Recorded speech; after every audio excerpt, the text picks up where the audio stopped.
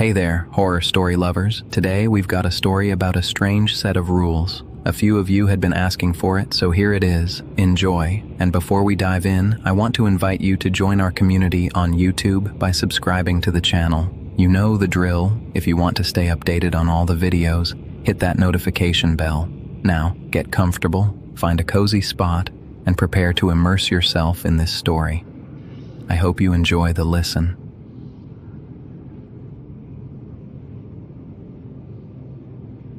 It was October of last year when I answered a job posting for a bellhop position at a hotel, and the entire selection process came with a series of truly bizarre rules. Like so many others, I'd been let go from my previous job back in August, and I only found out about this place by pure chance, overhearing a conversation at a bar. At 22, freshly unemployed, I was crashing on the couch of my college buddy Brian.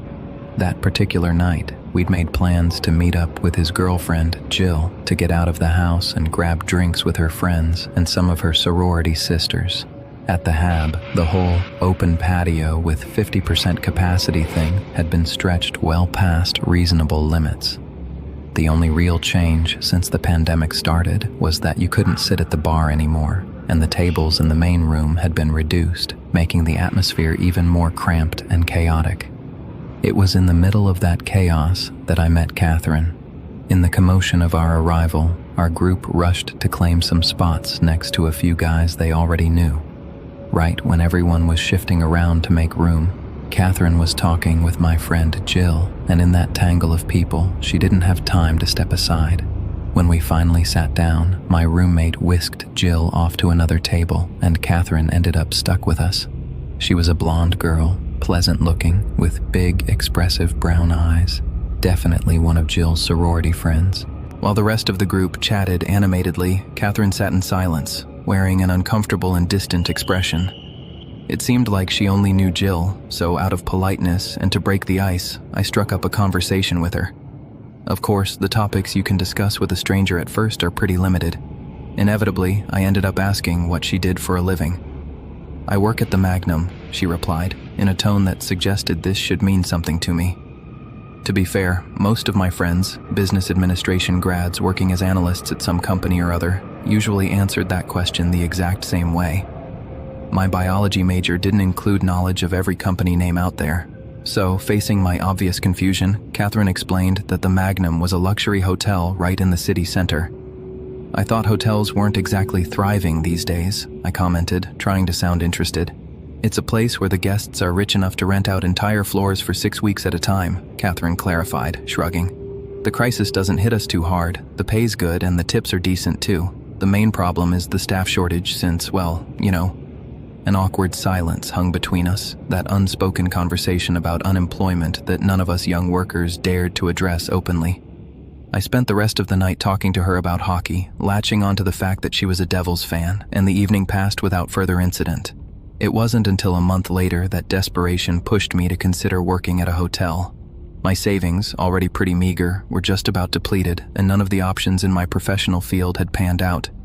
In front of me on the table sat my last can of tuna, and though Brian never said anything, I knew it was about time I started paying rent or found somewhere else to live. Moving in with my old man, the guy I called Shithead, was not something I was looking forward to, and my mom had just sold her house to cover her own medical bills. I needed money, any amount of money, and that would be my salvation.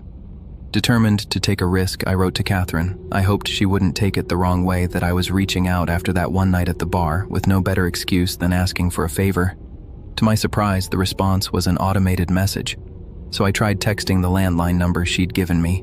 At that point, I figured maybe she'd given me a fake number, one digit off from her mobile or something. Part of me even found the idea amusing.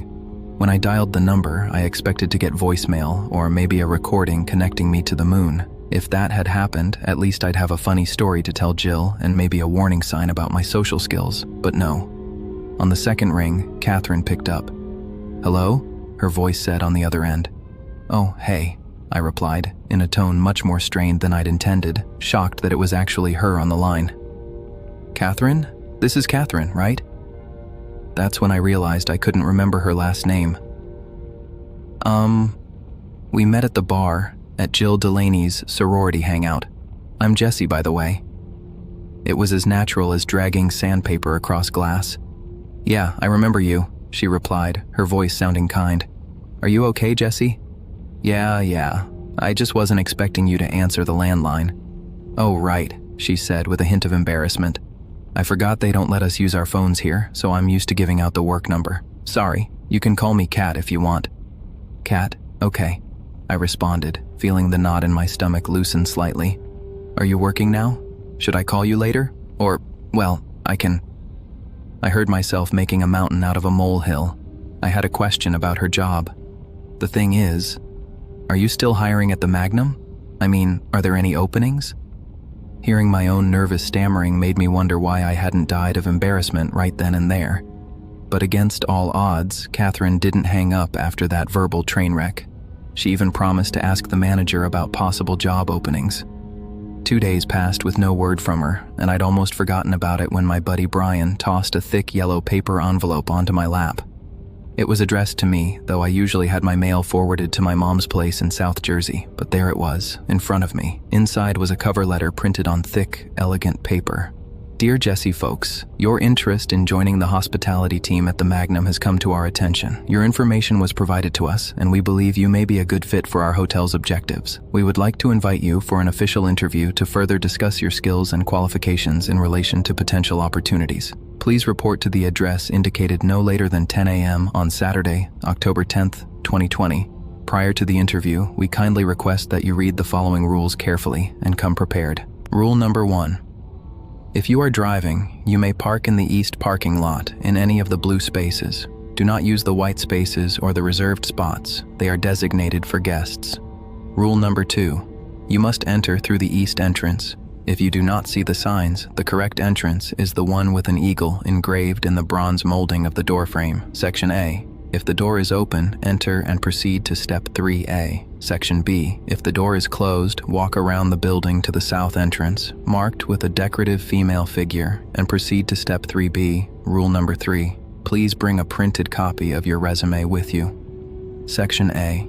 If you have arrived according to the situation described in Point 2A, you will be received by hotel staff. Hand over your coat, hat, and any other personal effects to the blonde receptionist and place all electronic devices in the container found on the console next to the mirror. Section B. If you have arrived according to the situation described in Point 2B, you will be alone. Place your electronic devices in the container on the nearest console that does not have a mirror. Leave your personal belongings, including wallets, purses, backpacks, watches, coin purses, keys, papers, notebooks, books, pens, pencils, and hats, on the chair next to the table. You may keep your coat on. Rule number 4. Proceed to room double 02N following the attached map. Please take the time to memorize both routes. You are not permitted to speak with staff or guests under any circumstances. Rule number 5. Do not interact with staff and do not deviate from the most direct route possible. Rule number 6. Upon arriving at the location, knock on the door twice. Enter when you hear 2 knocks in response. Rule number 7.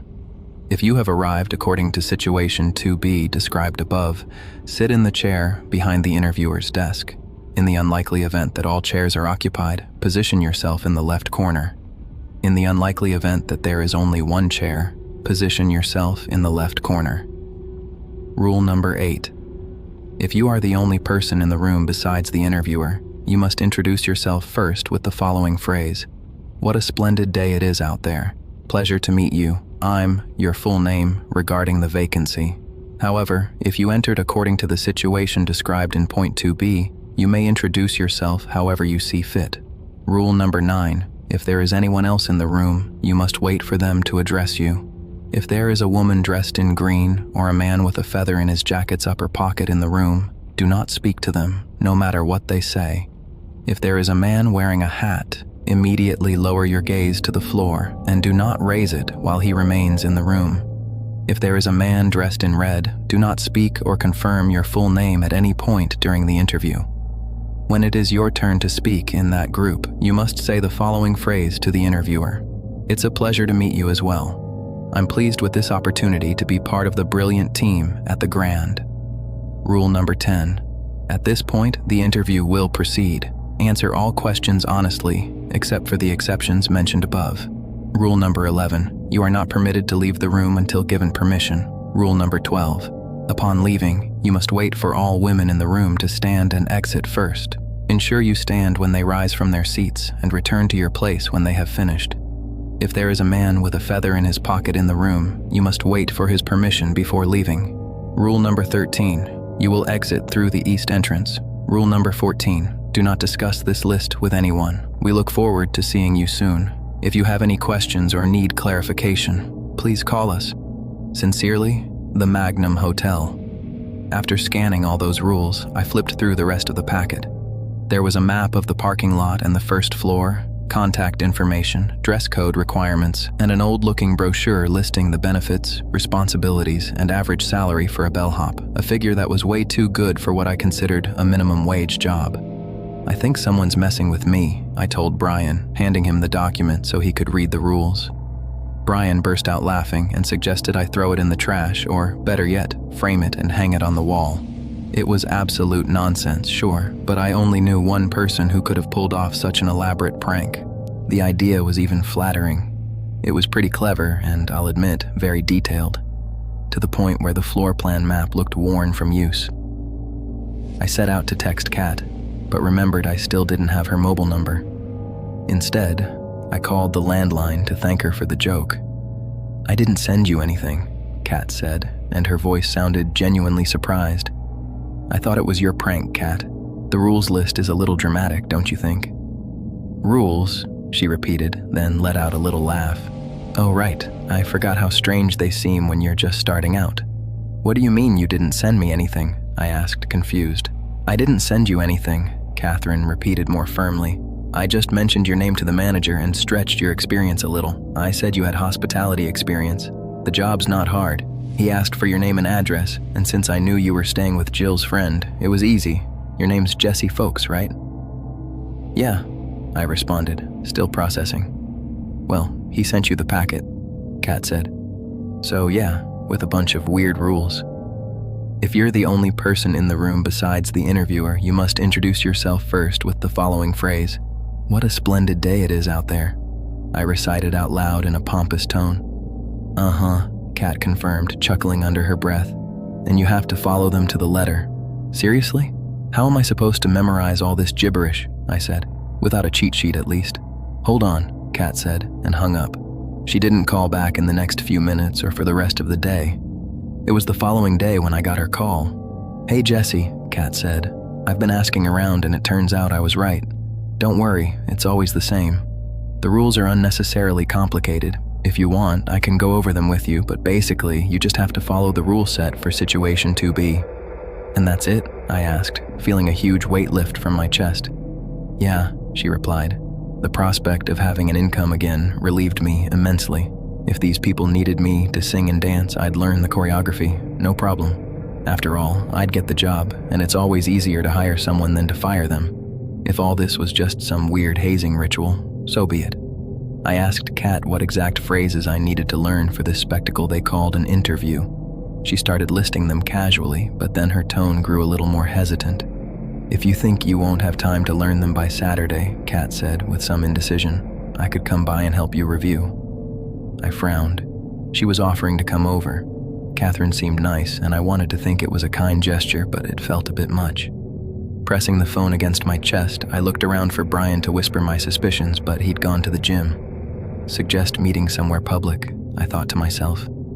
"Hey, how about we review tomorrow at the park after you get off work?" "I get off at 6 tomorrow," she said. "It'll be dark by then. There's a cafe nearby. Could we meet on the lawn area?" She agreed, and I hung up, pretty satisfied with myself for moving the meeting to an impersonal location. Later, Brian laughed at me, and I realized that this probably sounded more like a date than anything else. Damn. The rules review at that non-date wasn't as bad as I'd imagined. Catherine seemed eager to get started, breaking down what to do and when. She held the list in her hand and made me repeat each step.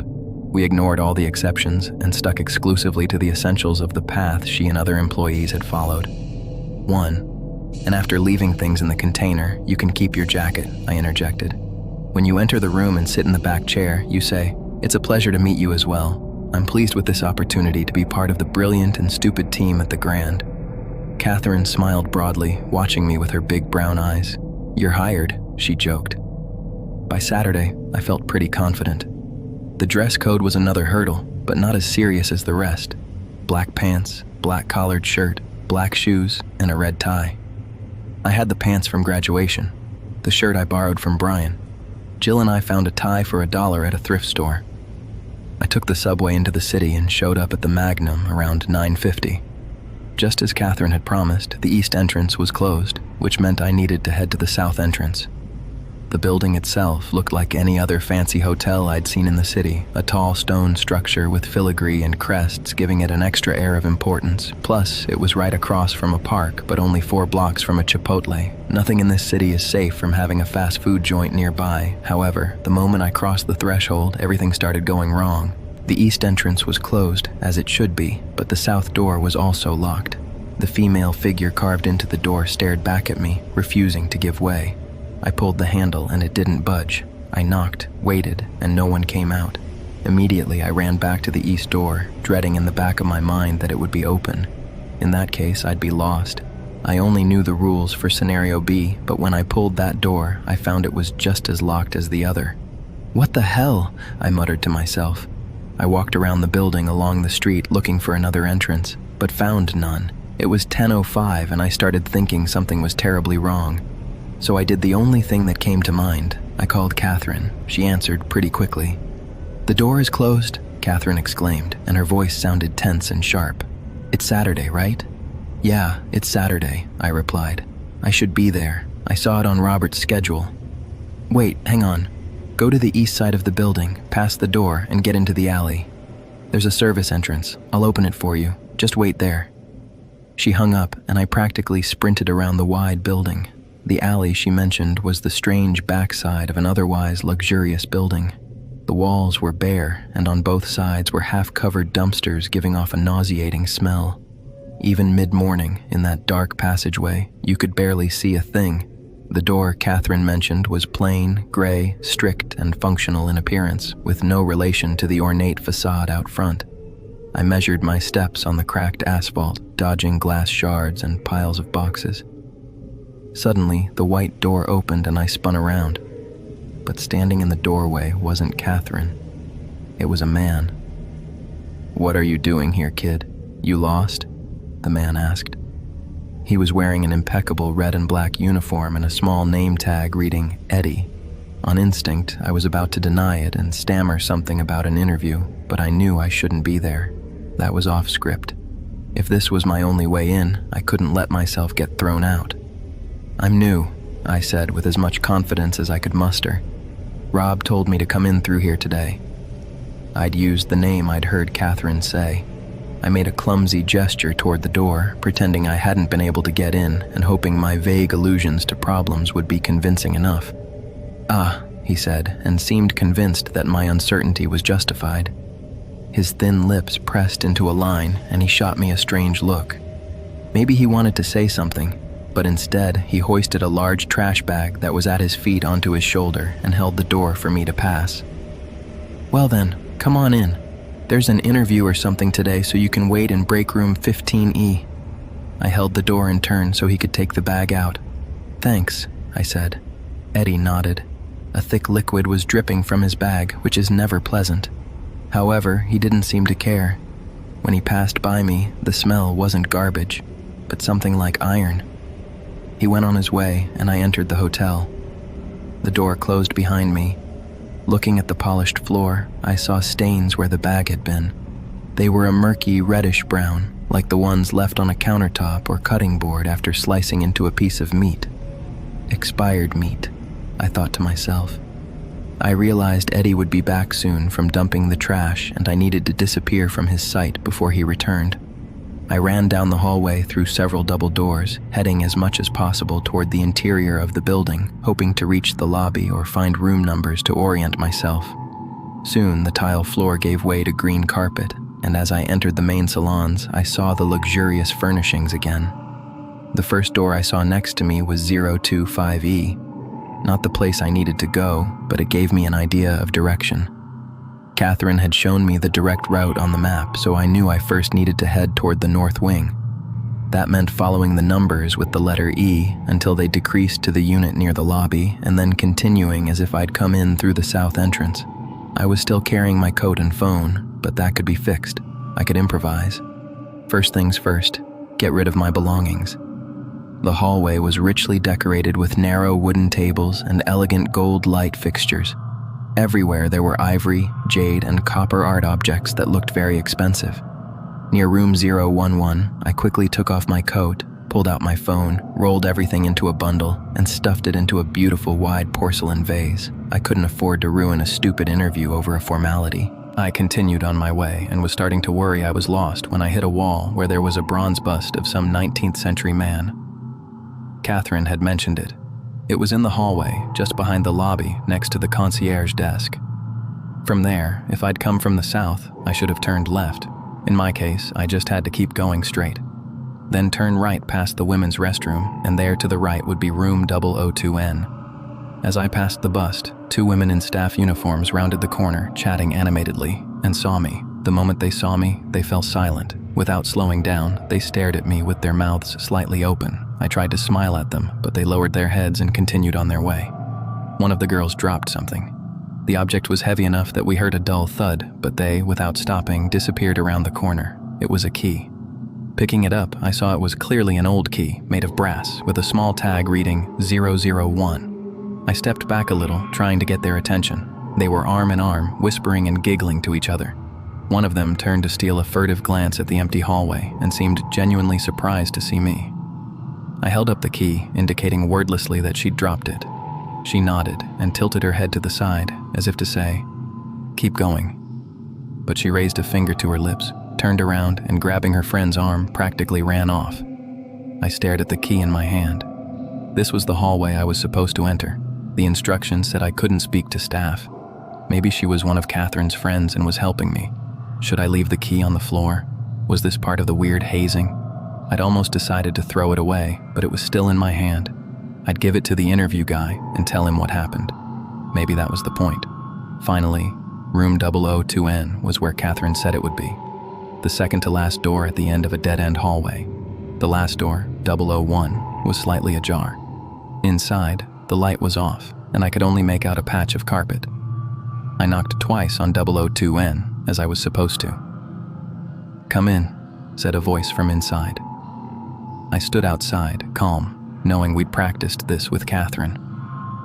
"Hey, I said come in," the guy on the other side called out a little louder. I shifted my weight from one foot to the other, hesitating whether to knock again.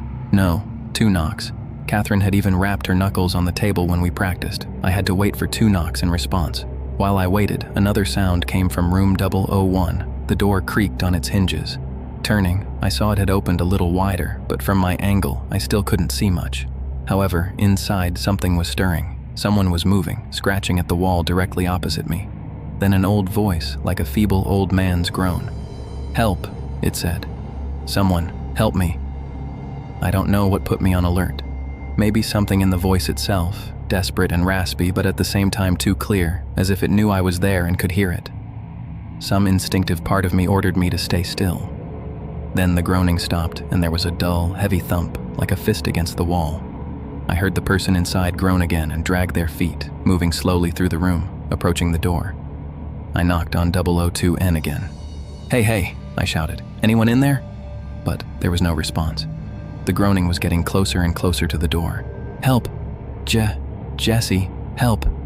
the voice whispered. I ran to the door of 001, grabbed the handle and slammed it shut. I didn't look inside, but I caught a whiff of something. It brought to mind the pungent stench of a sewer on a rainy day, as if there were something dead and rotting inside. Suddenly, a hand grabbed my wrist and shook me. I found myself thrown against the opposite wall of the hallway and saw Catherine pulling the door to close it. Room 001 shuddered as whatever was inside threw itself against the door with all its weight. Catherine turned to me, extending her hand. "The key," she hissed, "the key." With trembling hands, I fumbled in my pocket for the brass key. As soon as I pulled it out, Catherine snatched it and locked the door. Another violent thump threw her against the opposite wall. That's when I heard behind me 2 calm, measured knocks. I almost jumped to the other side before suddenly remembering it was 002N, and I'd been waiting for those knocks. I looked at Catherine. She stood still, adjusting her blouse. She pulled me up and straightened my tie. "Don't worry about this," she whispered quickly. "Tell them you locked the door yourself, that I wasn't here. Go in." I threw the door open and entered the room. Inside were 3 hotel employees, all very well dressed and clearly bewildered by my heavy breathing and, no doubt, my pale face. "What happened, dear? You look completely shaken," said the woman behind the desk. I stopped immediately, assessing who was in the room. There were 3 people, as Catherine had warned, but they were more unsettling than I'd imagined. Catherine had said there'd be a man in a red vest, and there he was. What I hadn't expected was that he'd be severely burned. An ugly pink scar ran across his neck, wrinkling his chin, ear, and nostrils. One eye was permanently closed and the other wandered. The second was a woman in a corner. She loomed over a chair next to the man in red. Her sunken eyes were fixed on me with a tension I can't describe any other way. I felt her evaluating me, how I moved, how I stepped as I passed. She was very tall, so tall she'd developed a curvature in her back from the habit of craning her neck to look down at people. She didn't say anything, but her head swiveled to follow my movements. The third was the woman in green, whom I couldn't speak to. She was elegantly dressed and quite pretty, but she was sitting at the desk where I expected to see my interviewer. I couldn't talk to her, right? That was the main point Catherine had drilled into me. The one I didn't need to worry about was the hunched woman who flinched when I took my seat. "Can I get you a glass of water, dear?" the woman in green asked sweetly. "You're the 10 o'clock, aren't you, Jessie folks?" I couldn't speak to her. That included nodding. "Thin," said the tall one. Her bulging eyes were still fixed on me. A pale tongue darted out to moisten her lips. "Thin. Behave yourself, Lori," the man said to the tall woman. "Jessie, she's Lori Bellart, our guest relations manager." He indicated the woman in green. "Frederica Sardi, the hotel's general manager. And I'm Robert Strauss, head concierge and hiring director. Can you tell us something about yourself?" I stammered. "It's a pleasure to meet you. I'm pleased with this opportunity to be part of the..." I couldn't remember the stupid word that came next. "Brilliant team at the Grand," Frederica helped me out. "Pretty close, I'd say." Everyone laughed softly. I looked at Robert. "I saw something in the first room," I said. "What?" Robert asked, raising his hand. "We'll get to that. Did you have trouble finding the entrance?" No, I lied. "Someone came out as I was going in." "Which entrance?" Robert asked. "The east one." "How strange," Robert said, staring into my eyes. I was sure both were locked. He raised an eyebrow, waiting for my response. When I didn't add anything, he continued. "Why did you lie?" "I didn't have trouble finding the entrance," I replied, evasive. "Do you know what was in the bag?" Lori asked. Her voice was sharp and impatient. "What bag?" Robert asked, seeming confused. "The bag Eddie was carrying," Lori said. I shook my head, too frightened by her gaze to respond coherently. Robert raised an eyebrow. "You saw Eddie, the janitor?" he asked. "In passing," I replied hesitantly. Robert and Frederica exchanged a look, but Frederica smiled. "That's the east entrance," she said. Robert cleared his throat and continued. "Then you saw 2 girls who dropped the key to the first room. Why did you keep it?"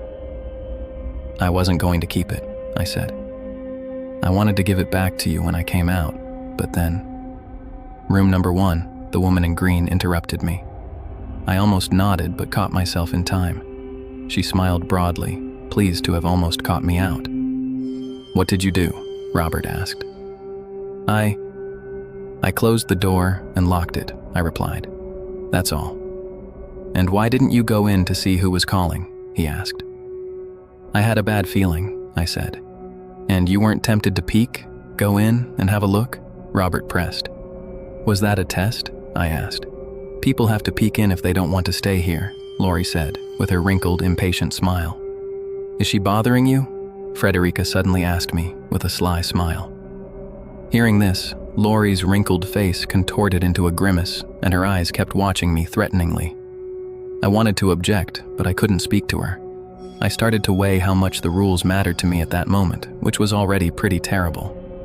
"She is bothering you, isn't she?" Frederica taunted. "You hear that, Lori? He thinks you're repulsive." Lori stepped forward and suddenly loomed over me. I had nowhere to escape, but to sink back into the chair as her bulging eyes bored into mine.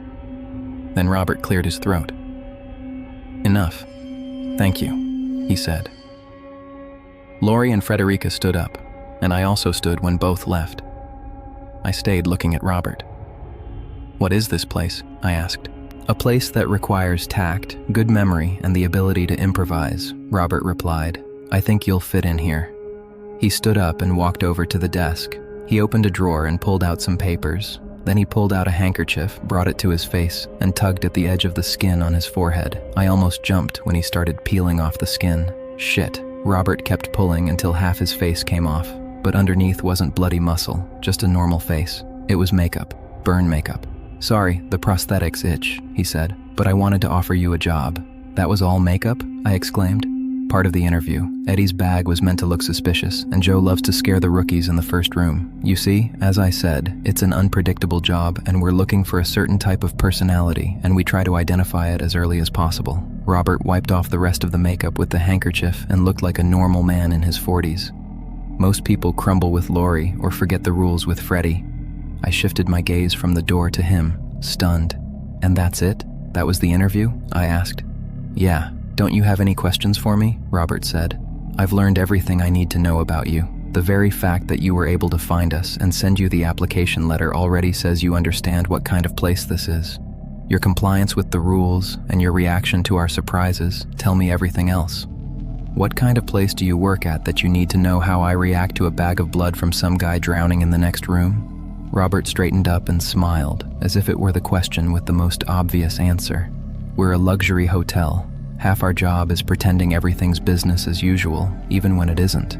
There are numerous protocols, and you have to know what to do in the most diverse situations." "Did anyone help you with the rules?" he asked. "No," I replied as we'd rehearsed. "I wasn't supposed to show them to anyone, another part of that extreme test."